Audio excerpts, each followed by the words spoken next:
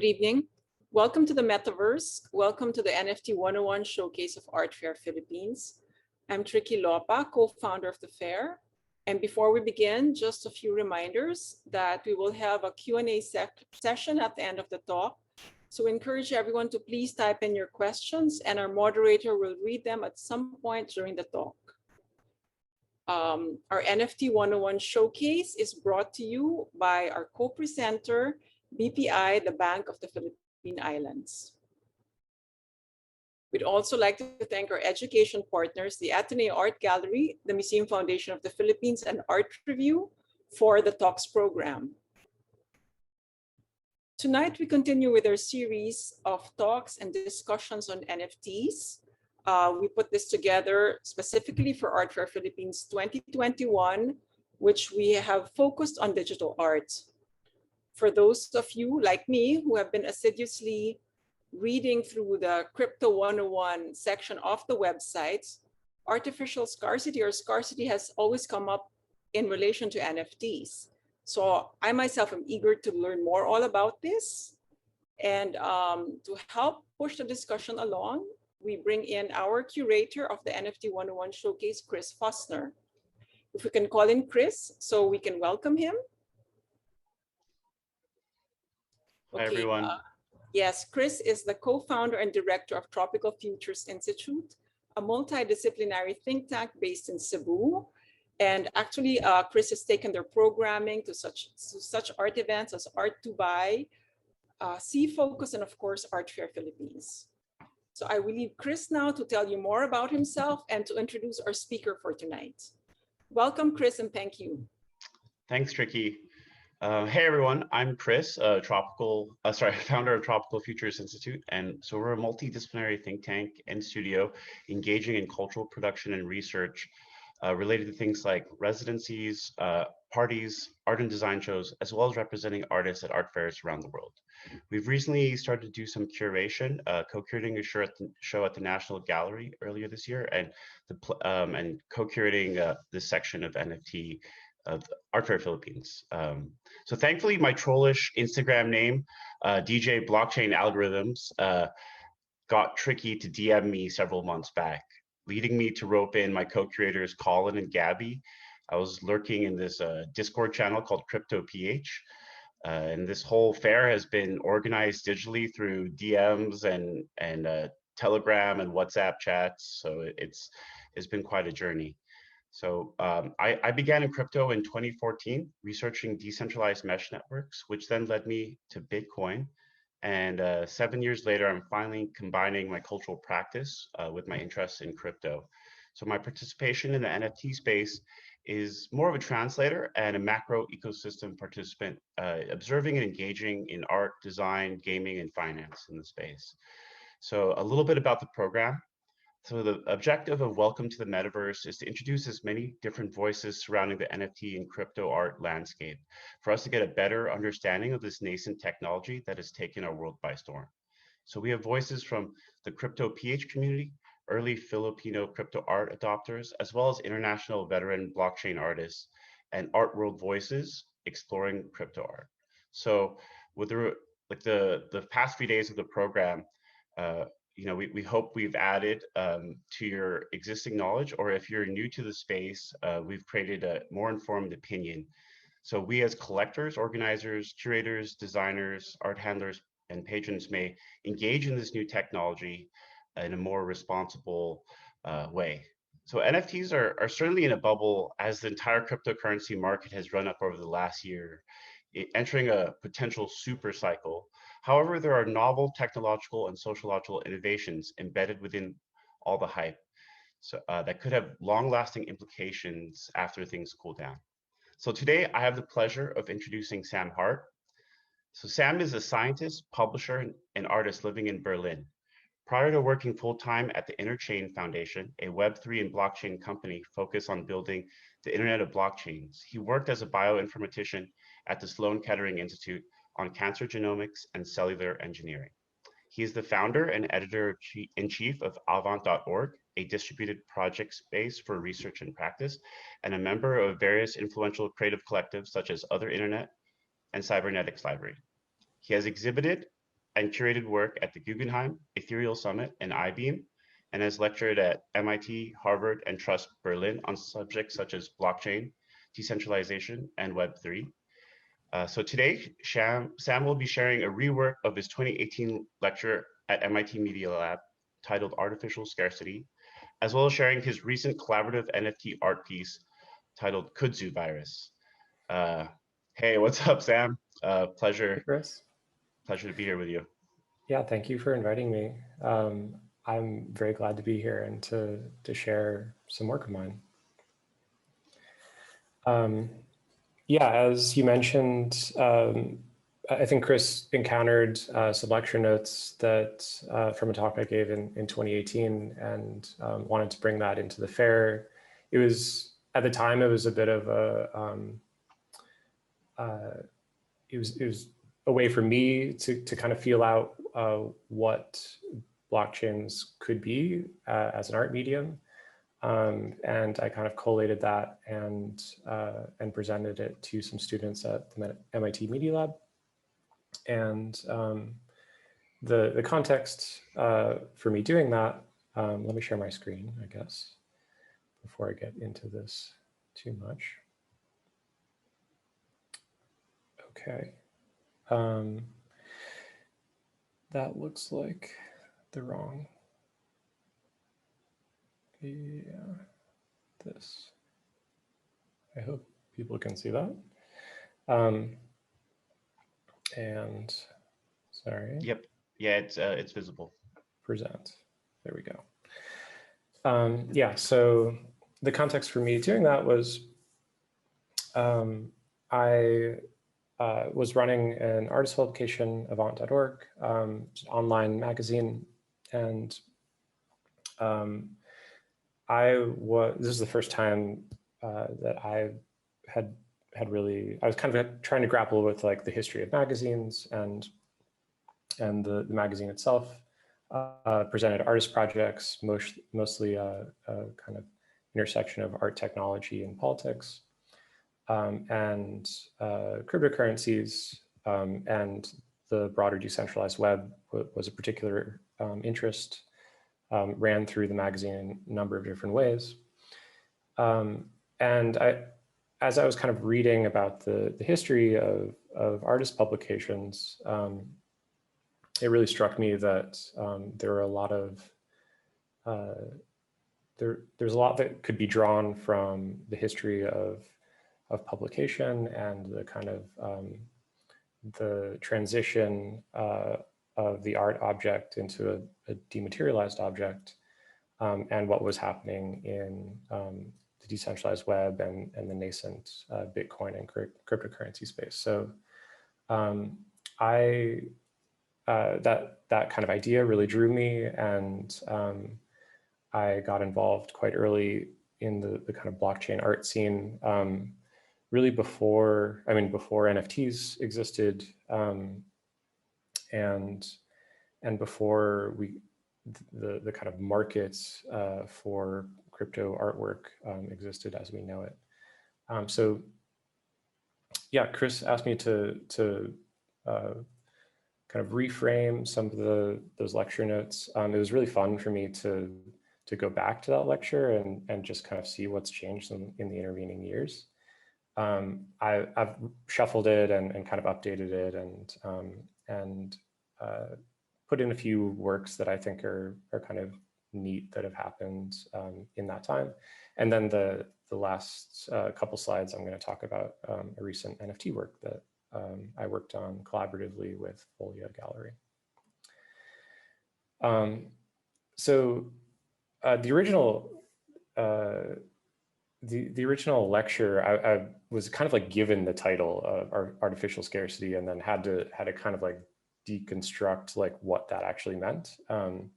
So this was my like first attempt at like trying to understand, what is artificial scarcity, and so I naturally just made like a 2x2 here, and was trying to kind of understand like what could be in the different quadrants and how does that relate to art making.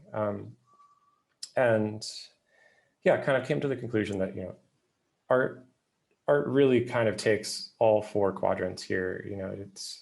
it has aspects of abundance and scarcity, and it requires a whole slew of ideas, energy, time, money. But at the end of the day, and this is something that I really ran through my work with artists as I was working on the publication.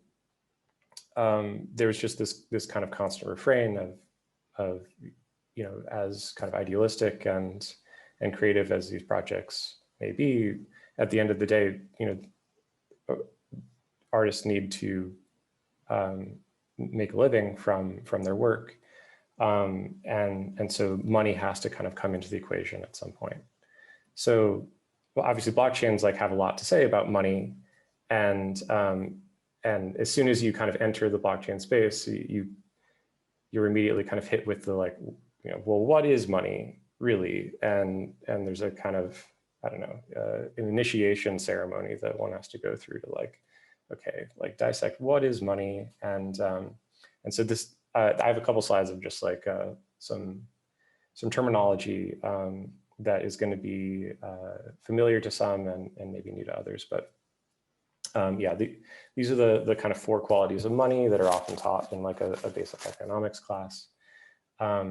And money has different functions, can play different functions in society. It can be a medium of exchange, purchase something at the store. It could be a unit of account. It's denominated in certain units. It can be a method of standard or a standard of deferred payment. So you can have some kind of loan or debt, and it can be a store of value, and naturally something like gold or even property can play as that store of value, and now cryptocurrencies can potentially play that role. And this is nicely summarized by this rhyme, I guess. Money is a matter of functions for a medium, a measure, a standard, a store. Okay, so we know what money is. What is a blockchain then? I have this personal practice of whenever somebody says what a blockchain is, which happens all the time, just people just trying to summarize what this is, I kind of save it into a bookmark folder. And so I have this long list of people creating metaphors for what a blockchain is, and I think it's a little bit of a foreign concept for a lot of people, but this is how I like to describe a blockchain. It's a shared ordered document published at regular intervals. So and what you get out of this, having this be a global ordered document, you essentially get a global clock. And this is really you can see this in the Bitcoin blockchain, this plot here. There's actually a feedback mechanism that regulates the clock sequence. So this is reflected by the difficulty in the hash rate, the adjustment in the difficulty in hash rate, which keeps block intervals at a fairly regular time. So this global clock, when you have a global clock, and by global I mean everyone in the world can look at the same state of the clock. This ends up being really useful for keeping financial records, because you can solve what's called the double spend problem. So probably familiar to all of you, but this basically allows you to have excludable records, which could be balances of certain accounts. Okay, so what is a smart contract? We're just going to get some ground rules here, and then get into some of the work. Smart contract, an NFT is a type of smart contract, so this is why we're talking about smart contracts. Smart contract is a self-executing, self-enforcing transaction protocol. So the term contract is apt in many ways. it is an automatically executing contract. So there's certain stipulations, certain inputs, and upon submission, the program is automatically executed. So the typical metaphor for a smart contract is something along the lines of a vending machine. Vending machine, you put in money in order to make sure that the machine is able to function. You select something from the machine, and upon selection, as long as you've kind of put in the right, you've satisfied the input criteria, which is putting money in and picking something, then you automatically get something out of it. It automatically vends the thing that you want, and that automaticity is replicated in the smart contract. As soon as you submit it with the right conditions, it automatically executes, and you get the thing that you asked for out of it. Okay, so what is an NFT then? Well, like I said, NFT is actually a contract itself. It's a type of contract. It's a contract with a certain structure, and it's used for particular function. That function is most often as a public index of cryptographically signed media. And the NFT portion of it, the contract portion of it, is typically just the record of the signature and a pointer to an external piece of content. There is a small field which you can add a little bit of internal data. So you could have an NFT that actually has no image content or video content or whatever. It's just the content field that's signed. But you can also hash the external content or make a digest of the external content and link it into the NFT and then sign that. And with that set of digital signatures, you can do some accounting, and you can set up effectively a set of programmable rights. So those rights, what is the status of those rights? Well, this is an interesting question, and one of I think the more kind of disruptive or novel aspects of blockchain is that those rights are non-state rights typically. They could kind of match with certain jurisdictional law, but they may not. And this is kind of what gives it its censorship resistant properties. This is why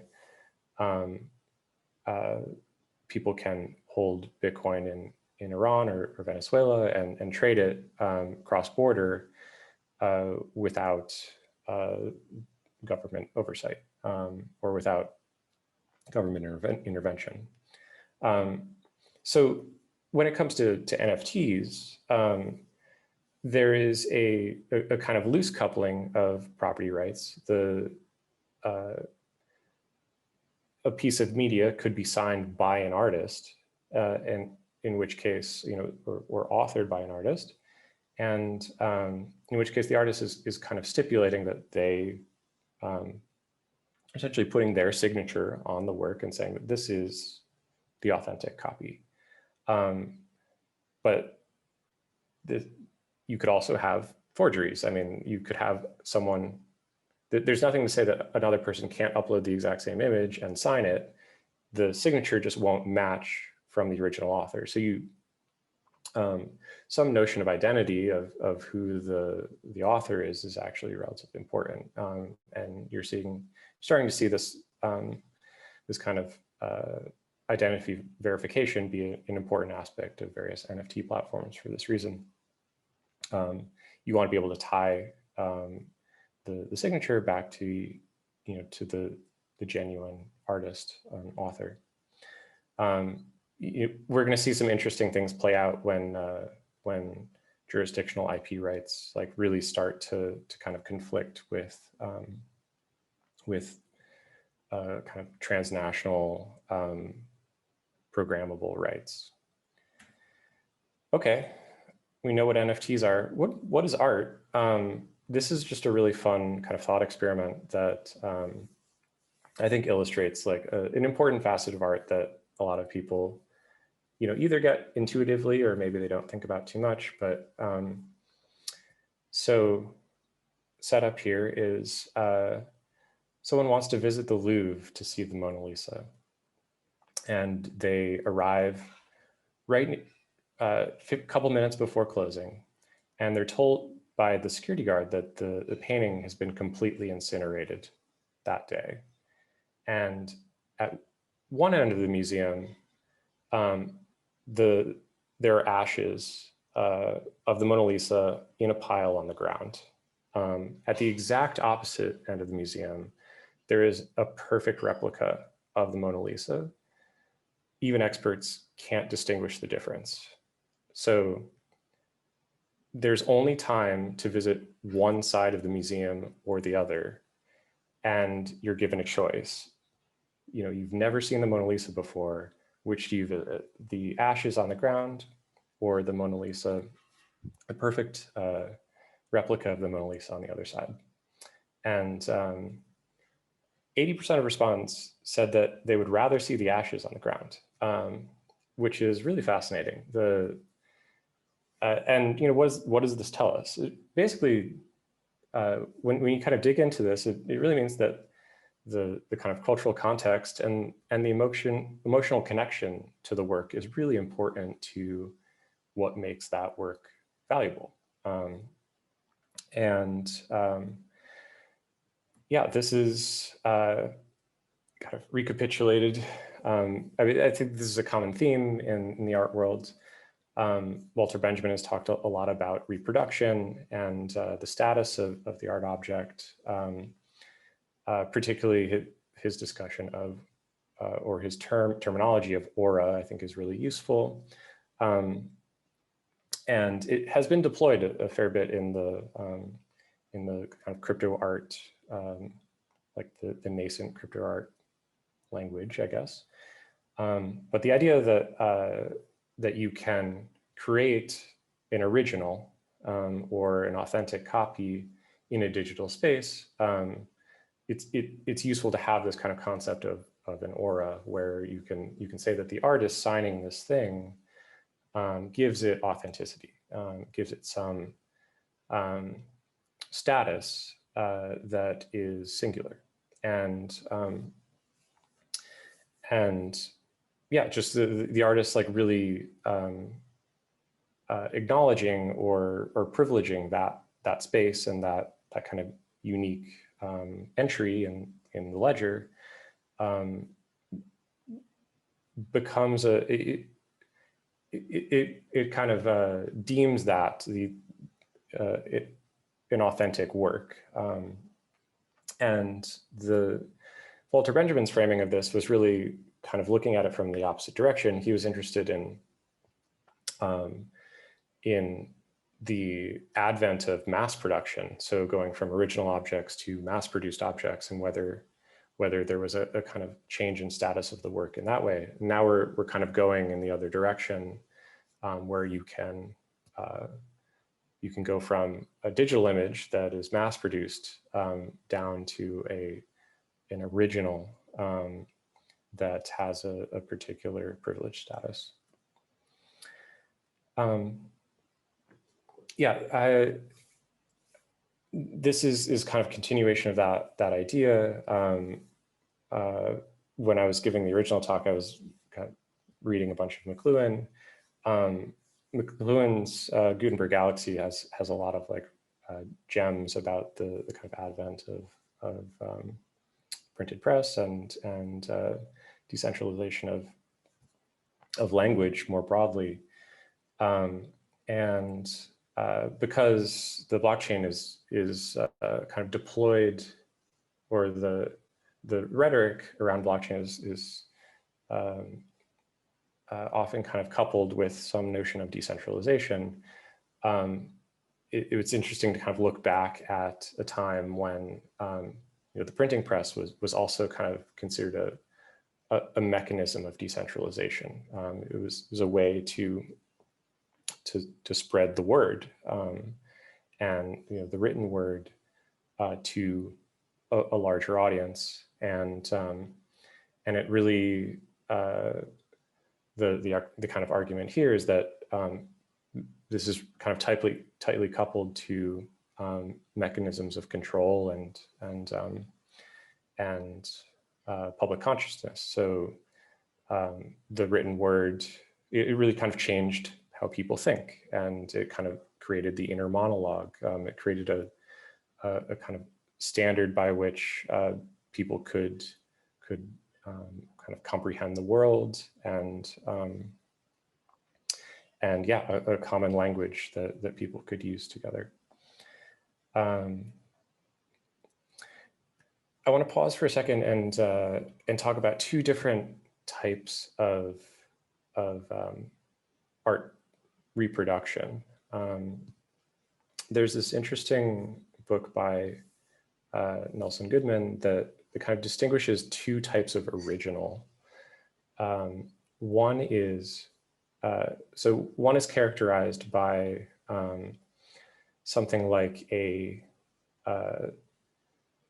sculpture, or this is kind of typically what we think of as an original, a sculpture or a painting, and this is a unique object. So we call this or Goodman calls this an autographic work. But if you think about a music track, an MP3, what is an original of an MP3?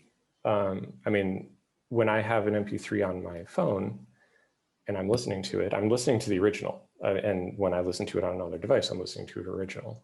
And so the concept of what an original is and how it's kind of deployed, how we understand the original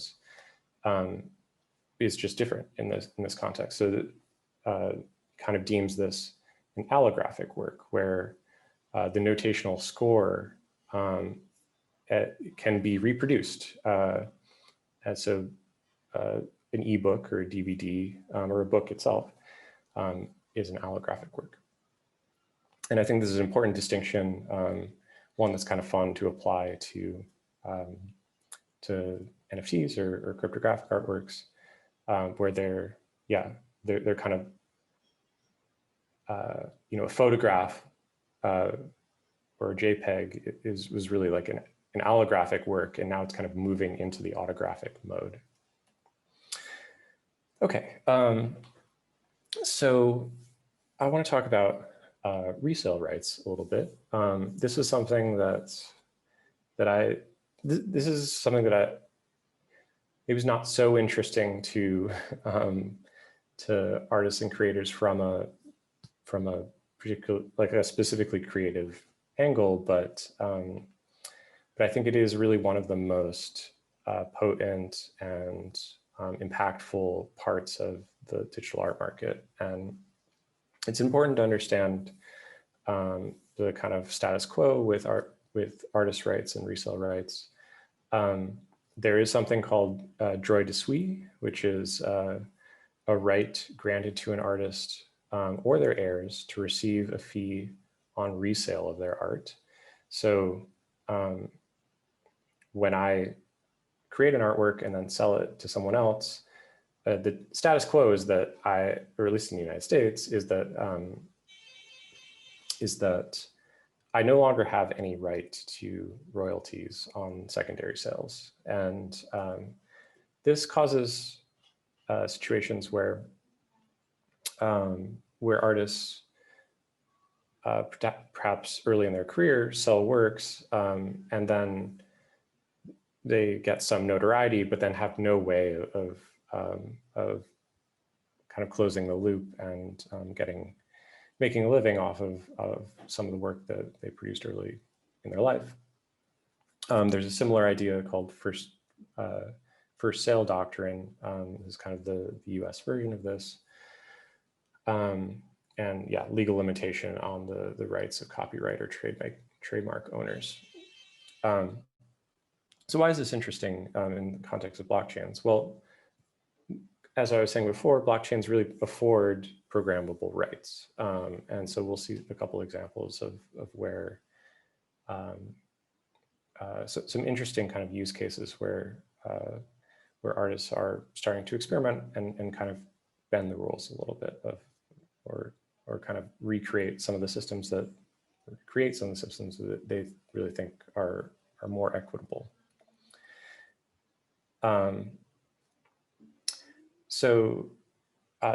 This kind of idea of like playing with artist rights and really kind of baking artist rights into the artwork itself is a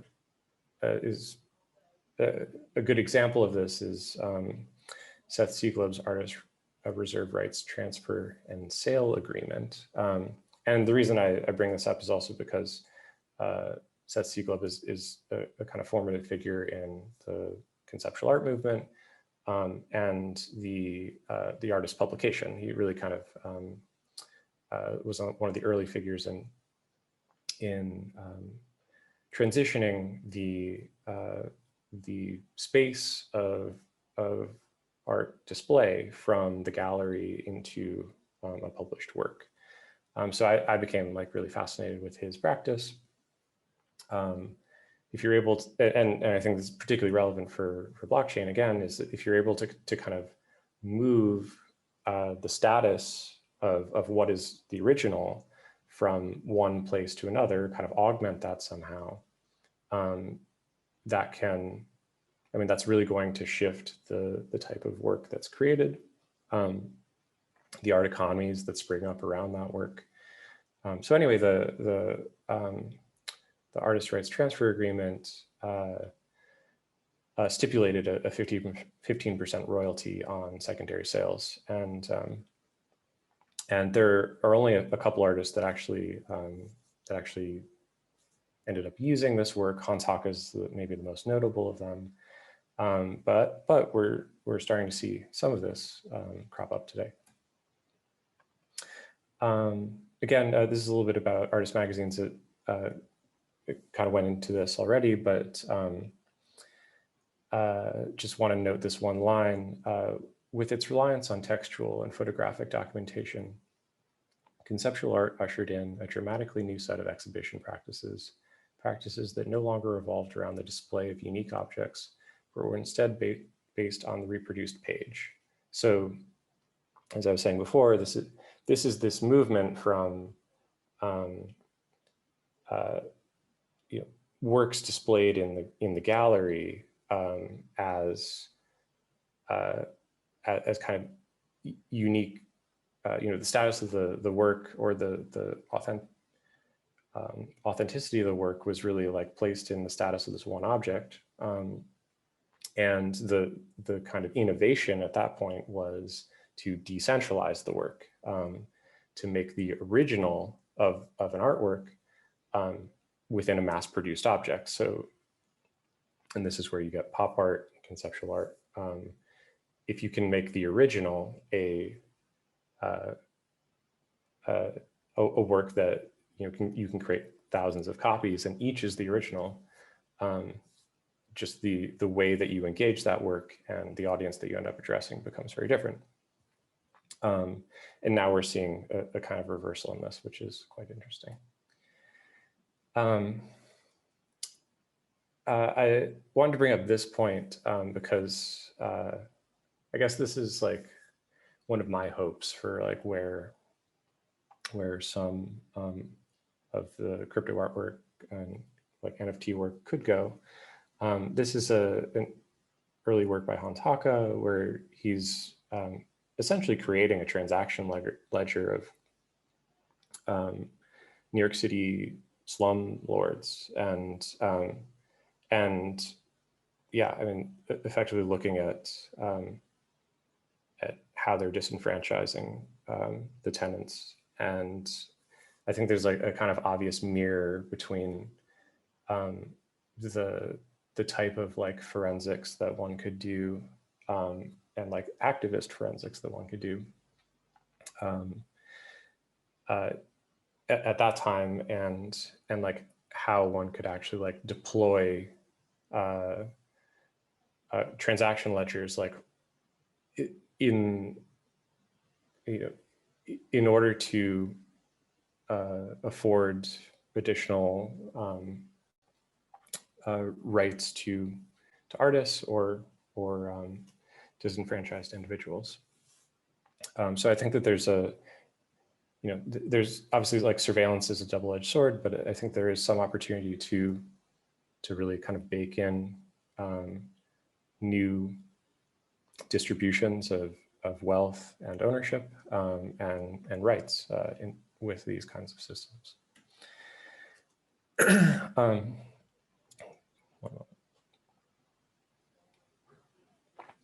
So, yeah, similarly, I mean, you can see I was looking at a lot of like conceptual artwork at the original time of writing of this lecture, and it's like a particular interest of mine. Wanted to highlight Adrian Piper's 6 Conditions of Art Production, which I think are still just as relevant today. So I'm going to read out just the headlines here. My work in this show is executed under the following voluntarily adopted prescriptive constraints: materially inexpensive, context independent, duplicability, simple and inexpensive reproduction, accessibility of distribution, and exchange value equals production value. And she has a little bit of detail on all these, but the kind of politics of this particular exhibition were really like baked into the way that the economy of that exhibition functioned, and the way that the economy of the artworks that were produced, or the structure of the economy of the works she was producing. So just having low cost works that can be available to other artists or people who are maybe not wealthy patrons really changes the how that work circulates and who it touches, and yeah, I mean, political a kind of facet of the work that's really important. Yeah, so this is a work from 2017. It had just come out when I gave the original talk, and it's since I like gave this talk, and it's since like kind of percolated into a couple different interesting places. Like Zora, the Zora marketplace, like now uses this, has used this line, and I think they like got it from the original talk, if I'm not mistaken. But the point that, or one of the points that Mackenzie Wark's making, I mean, this is like a critical essay about the art world effectively, and particularly like financialization of art. But one interesting point that he makes, which is maybe kind of used in not a way that he would necessarily appreciate today, but it's still relevant, is that there's a particular type of status of a work or authenticity of a work that is kind of only afforded through circulation. So you can think of a meme or a phrase or something which like kind of gains status by being popular, effectively, by kind of like working within the network and gaining notoriety. And yeah, he says that this can be exploited to create value in art objects that are not, in the traditional sense, rare and singular. The future of collecting may be less in owning the thing that nobody else has and more in owning the thing that everybody else has. And so there's this interesting reversal of like, instead of having something that's rare, you have something that's incredibly popular. And if you're able to kind of like own that thing in some way, then like that's a kind of more interesting or more valuable because of its notoriety. And the way that Zora deploys this is interesting. They kind of make a distinction between ownership of the work as, ownership of the NFT, where you have the private key that corresponds to the public signature on the chain, So you own the work in that sense, cryptographically, but the work is still visible to everyone. And so you can imagine a work that's incredibly popular, the Beeple work or a famous CryptoKitty or something, you know, kind of becomes valuable because of its like larger notoriety. This is a really interesting essay by Hito Stirl. I'm not going to go into too much depth here, but she really talks, this is kind of very early on in the, I think Ethereum had just launched, Ethereum launched in 2015, so this is just a year later. And she's talking about the, I mean, she was really interested in kind of free ports and the kind of shadow economy of the art world, and kind of matching that up to blockchain, which at the time is really dominated by things like the Silk Road, and the kind of narrative was like much more about kind of nefarious like black market trades. But she kind of indicates that, you know, or poses the question, could art as alternative currency not only circulate within existing systems, but even launch not yet existing economies, publics, institutions, markets, parallel art worlds, et cetera? And it's, I mean, this is one of the things that came back to after a number of years. I was like, wow, this is like came to fruition. I mean, there are emerging economies and, you know, new paradigms of circulation and display of works. And yeah, and I think the most kind of interesting and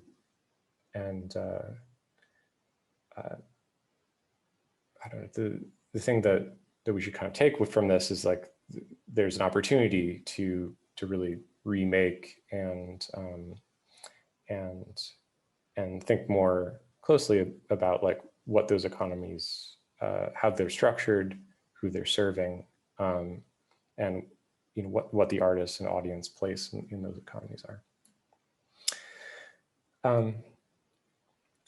This is sorry, this should say Rhea Myers, so I apologize for that. But this is a work by Rhea Myers, Ethereum Art Market, and it's literally a smart contract version of the Artist Rights Transfer Agreement that I discussed earlier, and very simple art contract that allows someone to tokenize a work and then place a bid on that work, or subsequent to selling that work, make some proceeds on secondary sales. In this case, 10% he's put into the contract here, or they have put into the contract here. And this was very early on, 2014. I was really impressed by this work when I saw it initially, and now you actually see platforms like Zora incorporating elements of this, and this is the same for there's a number of other platforms that are also giving some secondary royalties. The caveat here is that for NFTs in particular, that's not the case for this particular work, but for NFTs, the NFT contract does not, at least the way that the standard is written, it does not allow for a provision that takes a cut of sales on transfer. So the way that Zora does it, or some of these other marketplaces, is they wrap the NFT in a secondary contract, and that contract actually mediates the sale itself. So, so the owner typically needs to elect to sell it through this particular market structure in order for the secondary sales to accrue to the original author. And the way that they kind of deploy this is they try to make this the canonical market for the work, so that there's some history of sales within that particular domain. And you know, so you can see the record of sales, and by kind of tying the NFT to that particular market, you can you can kind of bake in those rights, but it needs to be this like normative tie between those two objects. So this is an interesting one. Ed Fernellis's studio certificate program. So this is an artist bond where Ed sells these certificates, which are for future works, and so you can essentially invest in his practice and redeem a bond at a later time when you're interested in purchasing the work, and this gives you some upside in the artist's kind of long-term development, and you know, it's speculative in some sense, but it also is like a very interesting way to kind of support and make a long-term connection with an artist. And I mean, I think NFTs are kind of doing this in a kind of surreptitious way. Like you can invest in an NFT, and then, you know, that artist may produce like works that are valuable in the future, but this is literally I mean, this is more of an ERC-20 situation, but it's interesting that kind of acknowledging, or the artwork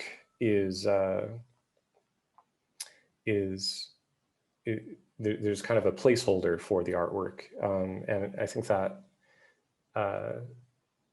that's an interesting like way of kind of working with an audience and building an audience, and I don't know. I mean, it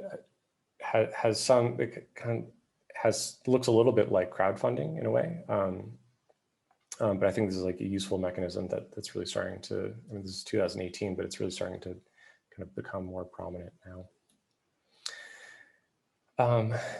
This is a work by one of my favorite works by Primavera de Filippi,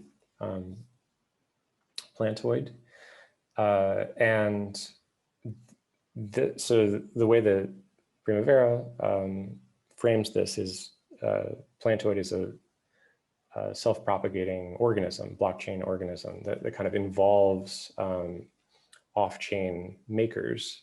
So there's a smart contract that hires individuals to make these plants, and these are kind of like metal workers. And there's a certain specification for what the plant is. It effectively has an address it uses to interact with the original contract, and you can essentially like tip one of these plants in order to, which then goes into the smart contract, and that money is then used to fund future works. And so what Primavera was trying to do with this piece is kind of like remove herself from the work and like create this like autonomous system where there would be these like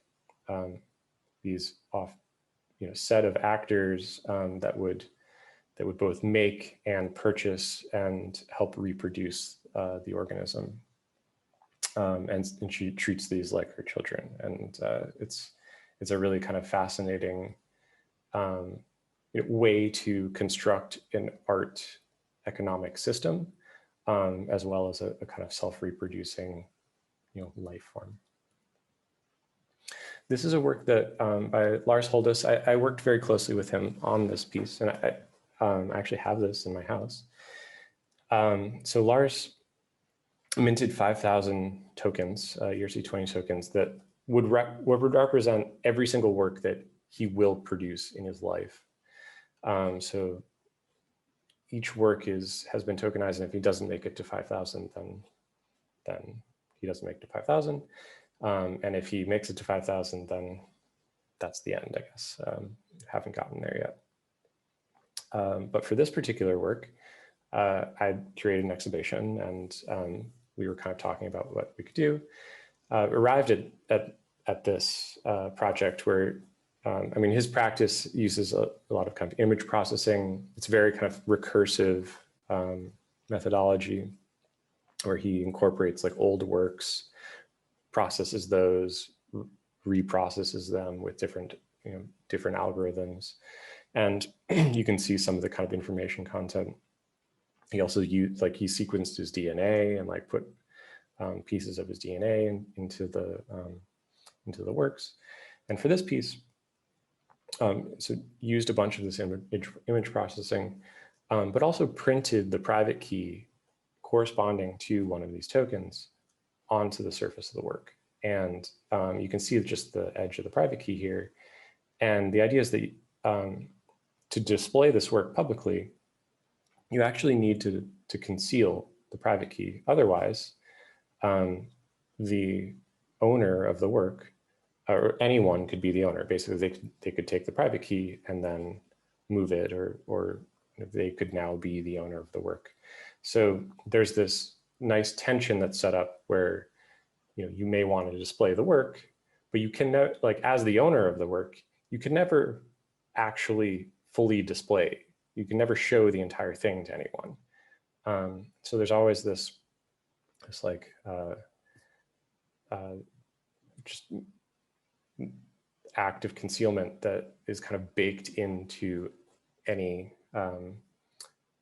public dissemination of the work.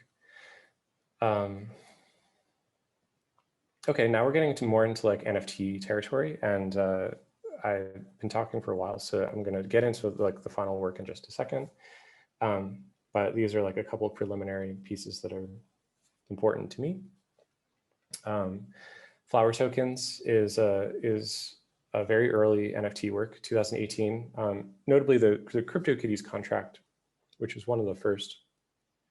I mean, it's really depends on kind of who you ask, but it's really the first NFT work that really uses the NFT standard. One of the CryptoKitties authors, or one of the CryptoKitties developers, was one of the authors of the NFT standard in Ethereum. But anyway, Flower Tokens is an NFT work that that tokenizes a set of real world assets, and in this case, dahlias that were kind of arranged on a set of shelving here in Berlin. And then there was a camera trained on the growth of these dahlias, and you could pick. There's one token issued for each dahlia, and you could pick which one you wanted and purchase that work. And at the time, there was one of the kind of interesting things about the work is one of the earliest attempts to kind of tokenize a physical object. And so that raises some interesting questions of like, how do you do that? What is the connection between the digital object and the physical object? In this case, there's a 24-hour kind of surveillance of the thing that's growing, and so you kind of kind of form some connection to that, and there's you have some assurance, I guess, through the 24-hour footage that the thing still is what it purports to be. So part of the idea here is that you could purchase them, you could resell them, and so you can see somebody's like reselling a 0.09 ETH dahlia for 100 ETH, which I do not believe was purchased, but and then there's some interesting metrics here, the growth rate, the height, and part of the thinking was that there would be like a kind of marketplace that might form as some of the plants started to grow, and maybe people would want one that they would kind of they would also bloom over the course of the exhibition, and maybe you would purchase one like as it was growing or something like this. You could kind of like be the owner of the flower as it kind of came to maturity. It was a very fun, interesting project, and very early I think we're now seeing some versions of physical tokenization, but it's still I think an answer, like a question that's being teased out, like what does that actually mean, and what is this, how do you make that connection between a physical and digital object? This is a really nice kind of compact artwork, tokenized poetry, Amulet by Robin Sloan. So an amulet is a kind of poem that depends on language, code, and luck. To quantify a poem, to qualify, a poem must satisfy these criteria. 1, its complete Unicode text is 64 bytes or less, so certain duration or length. And 2, the hexadecimal SHA-256 hash of the text includes 4 or more 8s in a row. And this is kind of a nod to Bitcoin, whose, in order to mine a Bitcoin, there needs to be a prefix of a certain number of zeros. And the difficulty level is actually the number of zeros in that prefix. So in the same way, you can mine a poem here. And I've just picked one that I liked. This is actually by Robin Sloan. All my life, I had this image of what a poet should be. So this qualifies because it's less than the maximum length. And when you hash this text, you get more than, includes 4 or more 8s in a row. So that alphanumeric string that you get has 4 8s in it, which is kind of an arbitrary criteria, but that arbitrariness acts as a constraint, which is quite interesting in the construction of works. And one of the reasons I like this is it reminds me of this set of French poetry. There's a school of French poetry called Aleppo, which has a similar kind of it is a set of, it's like poetry that's created through constraint. And so the poets in this school would kind of apply interesting and unusual criteria, each letter has to start with an H or something like that, or yeah, just very kind of interesting constructions that would force them into writing in a certain way. And there was really kind of creative and poetic works that came out of this. Okay, so this is the last thing. This is this recent piece that I made with friends of mine, Billy Rannekamp, Dan DeNorsch, and Everett Williams. And this is the first NFT virus. It is a mimetically transmitted disease. This foliage will spread until all Ethereum is blanketed in green. No address is safe. But fear not, kudzu is benign contagion. Catch it from a friend for a heritable connection. Help the foliovirus evolve, grow the kudzu. Yeah, so this is an NFT virus. What does that mean? Well, get into that in a second. What is kudzu? Kudzu is actually a native vine. It's native to the Philippines and East Asia. But in the United States, it's considered a weed, and it's an invasive species that kind of smothers a bunch of local flora. And yeah, this is the kind of imagination that we want to bring to this project, is that all of Ethereum is blanketed in a green, thick foliage. This work is actually an augmentation to the NFT standard. And this is one of the things that we wanted to play with the work itself, is help people kind of reimagine what NFTs could be.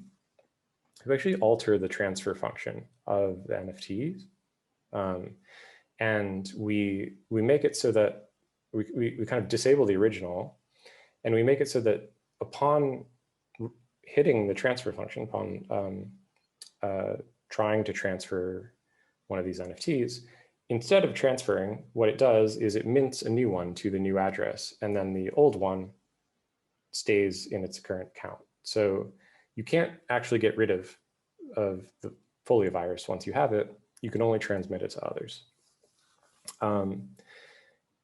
This kind of mechanic is used in other places, or at least the non-transferability is used in certain voting schemes, for instance, in like on-chain, certain like on-chain DeFi voting applications. And the replication is something that, kind of now turns it into a virus. Here's a little snippet of the modified transfer function. The kudzus have this kind of cute and ugly green face. Each person gets a unique one. Every person can only be infected once, so each account is kind of gets its own avatar. Upon transfer, we have a little logic baked into the token ID. Every NFT has its own kind of unique serial number, or it has a serial number that's unique to the NFT series that you're creating. We actually use this to store a little bit of information about the current kudzu face that you have. And so usually like eyes and mouth. And so this actually acts as a chromosome for the kudzu as it's transmitted. And so when you are infected by the next person, you will always get one of the features of the original, of the person who infected you. So there's a kind of path of heritability. If you are infected early on in the kind of life cycle of kudzu, you get a kind of the body kind of evolves as the project continues. So it starts out very simple, and then it gets more and more complex. And you can see these are like starting to kind of like integrate some new like green variegated features. The project is inspired by the first computer virus that was kind of left out in the wild, or kind of escaped from the wild, called Elk Cloner, which I love. It was created as a joke by a 15-year-old high school student, Rich Skrenta, in 1982, and created on an Apple II. And the virus would print out this poem when a project was, or when a computer was infected. Elk Cloner, the program with a personality.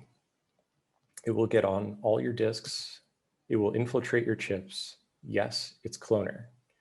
It will stick to you like glue. It will modify RAM too.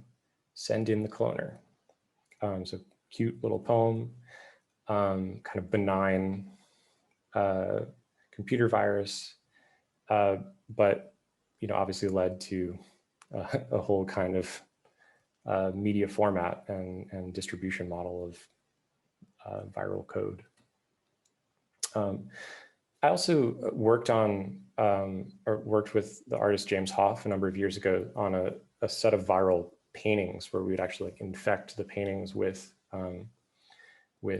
in this case like the I love you virus, or like some kind of classic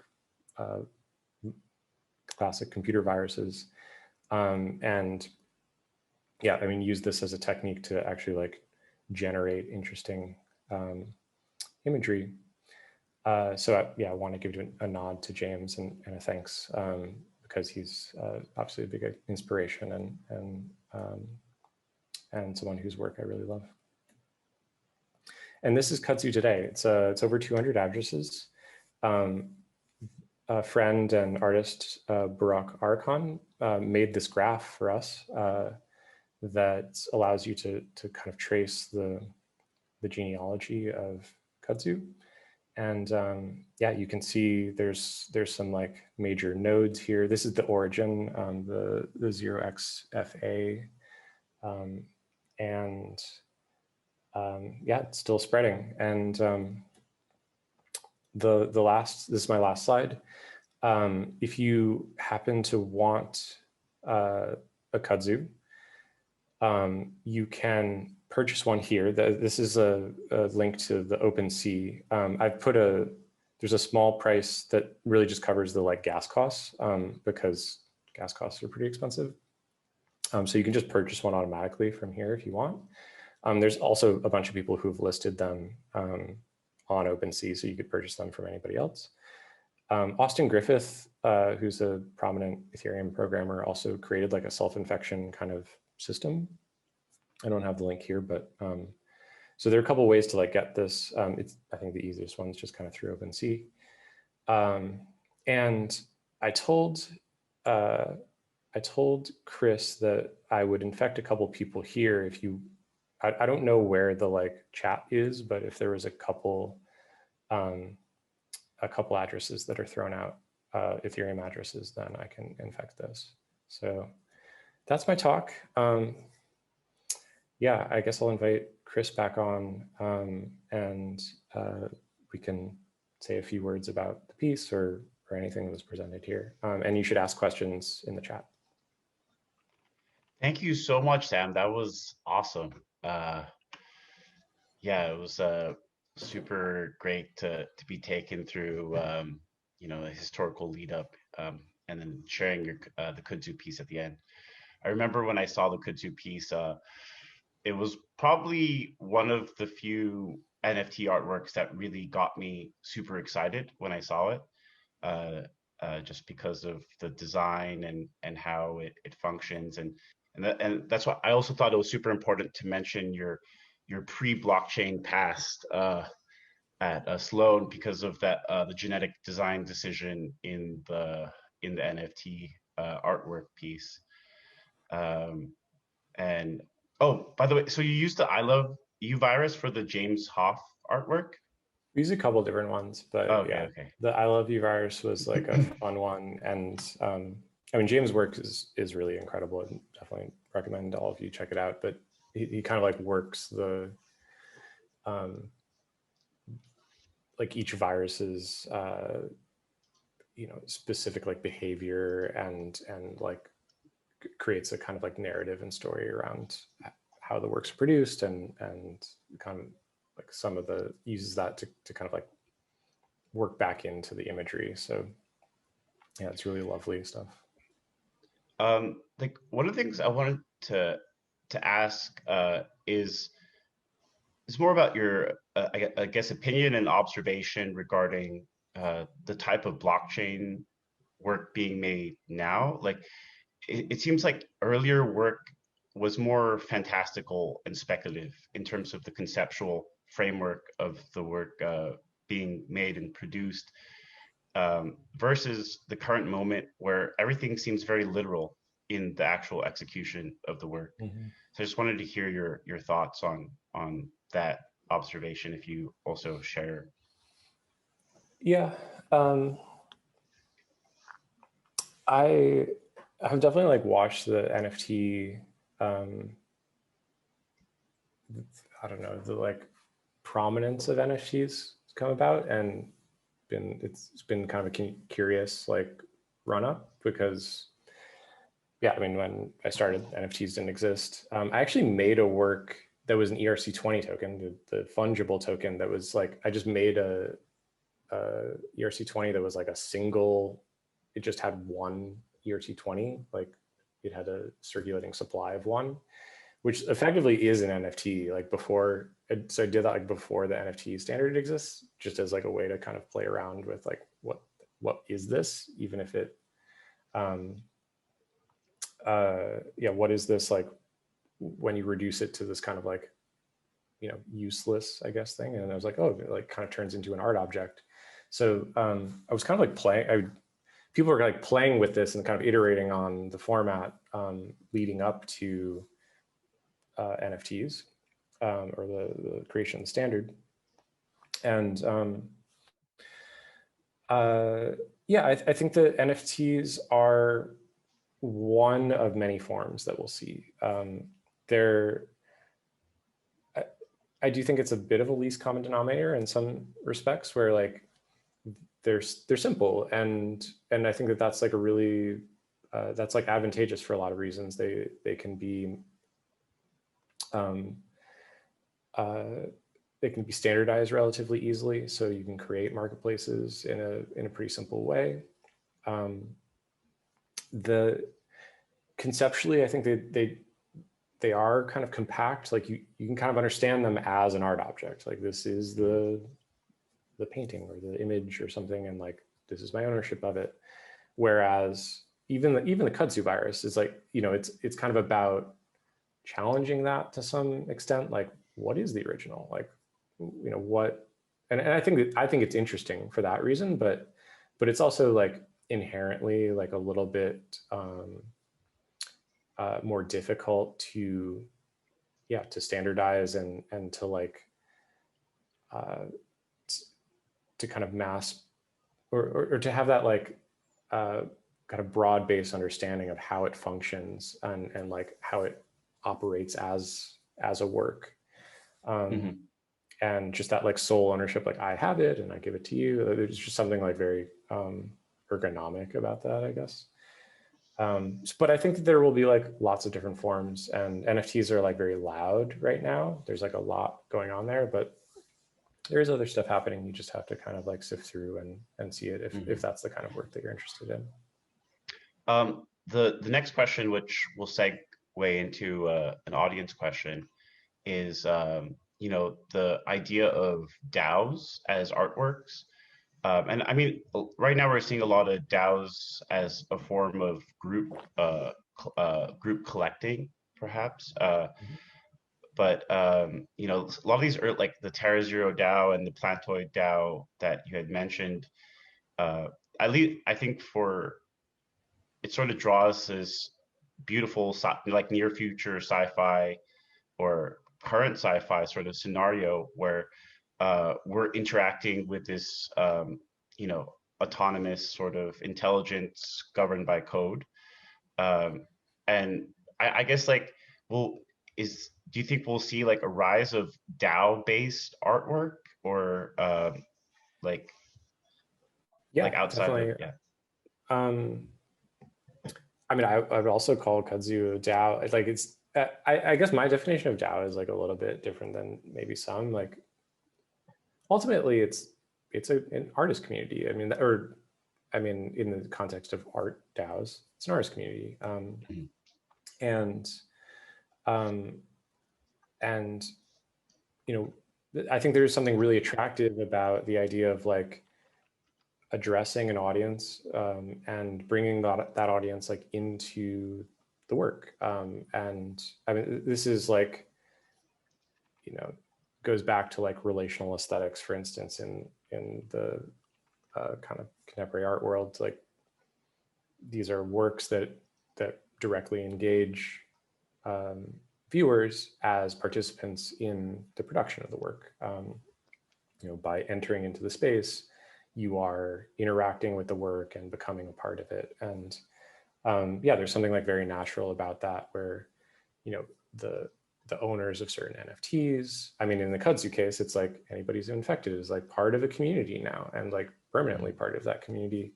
And one can imagine ways of like, I don't know, I mean, that automatically creates a kind of social signal where like, oh, I, you know, was infected by this person, and it's like, it's a way to kind of engage in a conversation with another person who, you know, was or was not infected. And going back to like some of the original points that I was making in beginning of the talk, where I would love to see this go is really a kind of solidarity economy forming around artists' creation and collection. So artists, I mean, I have traded with other artists in the past, and I think this is a really kind of common pattern that you see, is like one way that artists can kind of support one another and like appreciate one another's work is by making trades and or, you know, purchasing works at kind of low cost. from artists that they have an ongoing relationship with, and the opportunity to really build a collective economy around that that kind of lifts all boats, I think is really compelling, and that's one of the most exciting parts of the industry and the kind of potential of the technology. Yeah, I think what you just mentioned is one of the utopic Web3 futures that we all hope for, but I wish was talked about more outside of all the hype drops or prices and stuff. And I think that's something that a lot of people, whether I guess predominantly because it's not really clickbait-ish, but that is something that's very fascinating in terms of solidarity in sort of distribution amongst groups. But I guess like, so I just want to cue in a question from the audience. Lori asks, do you think DAOs could become new museums when we move to Web 3.0? Yeah, I think we're already seeing some, I mean, at least like galleries, collectives that are presenting work together or presenting others' work together. Yeah, this is really what initially drew me to the space in general, is like the kind of remaking of institutions and rethinking of institutions. And so I think that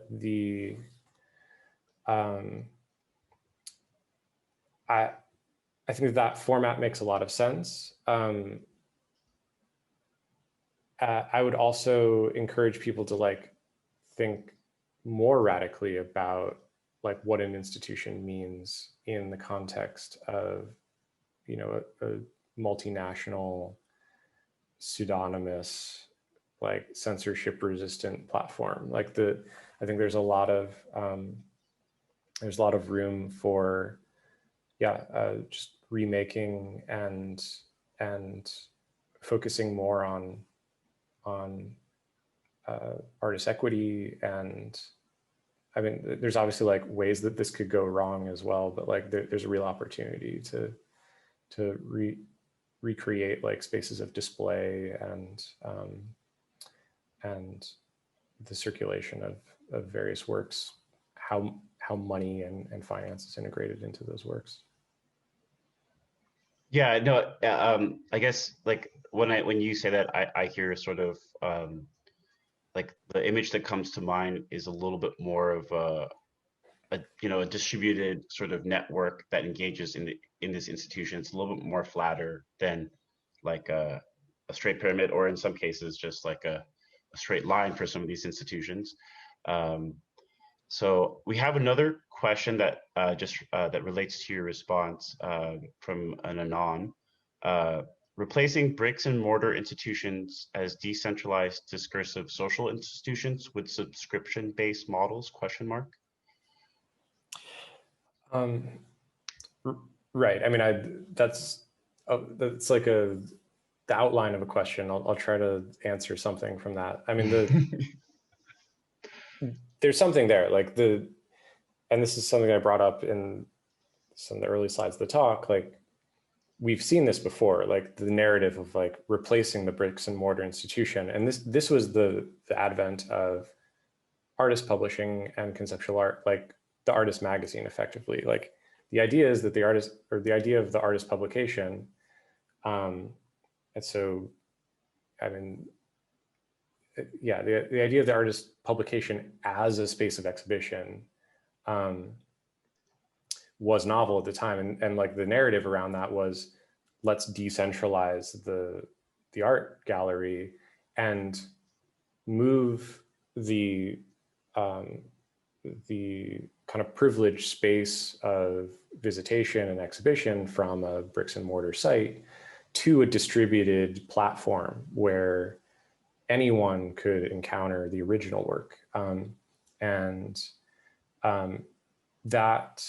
think there was that kind of opened up an imagination for what the art object could be and how how art economies could work around new models of distribution.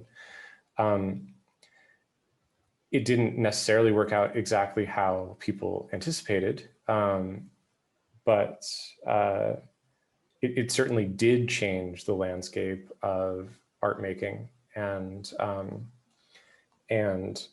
what was kind of considered art, who could make art, what the kind of tools and subject of art making ended up being. And I think that the same is probably true for blockchain works. I think it's opening up new venues and new audiences to art. It's making a much more global audience, and I still think there will likely be kind of a place for bricks and mortar venues, but maybe the native site for NFTs will be a completely virtual domain. Awesome. So we have one question which has been a recurring question in all these sort of panels, but I think it segues perfectly into your IRL work with Cosmos. And it's a question about environmental impact. However, you don't have to speak directly to that, but I think you can speak to like the vision of Cosmos, and perhaps touch on some of your work you're doing with Harm, who spoke earlier this week regarding that specified blockchain for. Yeah, it's a real concern. I do really appreciate how the kind of rise in prominence of NFTs is like kind of synonymous with a real substantive like critique of the energy consumption of the platform and how these works are produced and secured. I think that that's actually kind of like made its way back into the kind of core discussion among core devs, and there's like additional pressure being put on those actors to move to cleaner, less energy intensive models. There is a bunch of work to migrate, as Chris kind of indicated, from a proof of work model to a proof of stake model, which uses capital rather. It's a kind of an internal security mechanism where the capital from the actual system is used to secure the platform rather than this expenditure of energy. I don't think that is a complete solution. I mean, like, we should be realistic about the real costs and externalities of the infrastructure that's being used. And that, I mean, that goes for Web2 platforms too. I mean, what is the data, like the energy expenditure of using AWS or ordering something from Amazon? I mean, there's real like environmental cost to all these things, and we should be applying this logic much more broadly. So it's very I think it's very like conceptually married to a platform that is like quote unquote like secured by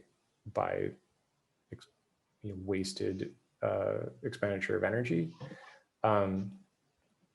But yeah, it's a line of rhetoric that we should like be applying everywhere. Yeah, this actually segues into another audience question quite nicely,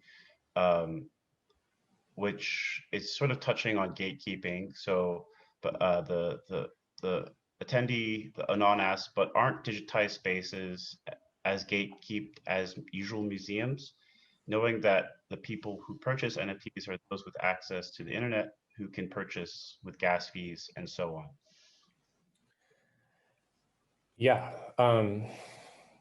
The gas fee issue, I do think is like a bit of an acute thing right now. And I mean, just speaking to that, like I'm only going to send a couple NFTs to people because this is like the highest gas prices I've like ever seen in my life today.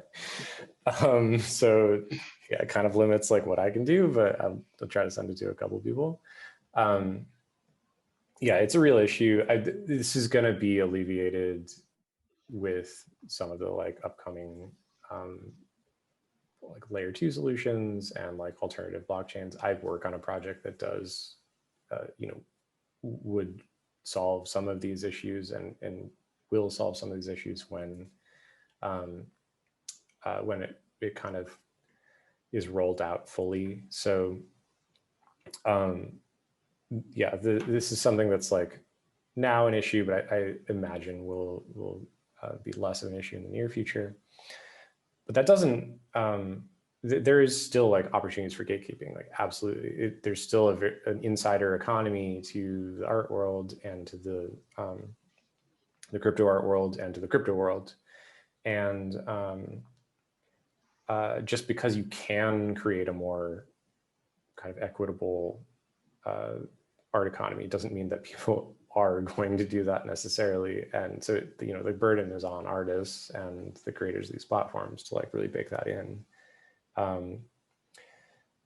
And yeah, I mean, there's like programmable distributive logic that one can create. And, you know, you can use that for good or evil. I would note that, I mean, this is the first NFT that I've ever made, apart from this like ERC20 that kind of looked like an NFT. And I like effectively gave them out for free. I mean, you can get them just for the transaction costs. The price that I put on it was literally just to cover the transaction costs. And I've sent it to like a whole bunch of people. It was trying to kind of reverse the logic of NFTs, like make it fun and interesting to like give them away. Like, can you have this thing be self-propagating and like anti-financialized? And like, so one, you can't sell your personal NFT. Like there's no like moving of yours into another account. You have it forever. So it's completely not only non-fungible, but it's non-transferable. And you know, it's kind of more fun to give it away than it is to like sell it in a sense. Like it's cool to get it from your friend or get it from someone who you think is interesting. And it's cool to give it to your friend and like talk to them about the story of what it is and how it works. And yeah, I've infected a few friends. Yeah, I mean, that's what makes it interesting to me. And I would like to see more works that like operate on that kind of social logic rather than like, you know, I don't know, $69 million NFT sales or something. Well, I mean, I think that's why the Kudzu piece is important, because I think often within the crypto space, there's this red herring argument of just because we're using a decentralized architecture to sort of create some of these networks, that decentralization then spreads into other aspects of how the network's actually used. And, you know, I think in a lot of cases with NFTs and with crypto and everything, a lot of these sort of power structures that we see in the, you know, as you were saying, are just replicated over again in the network. And, you know, that's when I saw the Kudzu piece, it sort of goes counter against that, as you were saying, which I find like super like beautiful, you know, because it sort of fulfills the actual design philosophy of the architecture into the artwork itself, which I think is really important in this case. Yeah, I mean, this is personal preference, but I particularly like works that kind of work back into the medium and the format. So, I mean, the couple NFT works that I chose, like, do something kind of interesting with what an NFT could be. You know, it's like not necessarily just an image. It's like trying to do something a little bit more, or like really kind of dissect like what is the format, how does it work? Just to your point, there's this like tweet quote by this woman, Sarah Jamie Lewis, who's like a privacy researcher, and I think it's like a refrain that like the entire industry should be cognizant of and like kind of bake into their how they create and interact with platforms. And that was the thing that we're trying to decentralize is power. And yeah, I think that just like kind of speaks to the indirection. I think that a lot of people are decentralizing infrastructure is one thing and maybe prerequisite in certain cases, but like that it doesn't follow that we're decentralizing power and decentralizing wealth. And those are things that we should really be focused on more directly. Those are goals that I think that we can like really, I can put more confidence behind. Mm-hmm.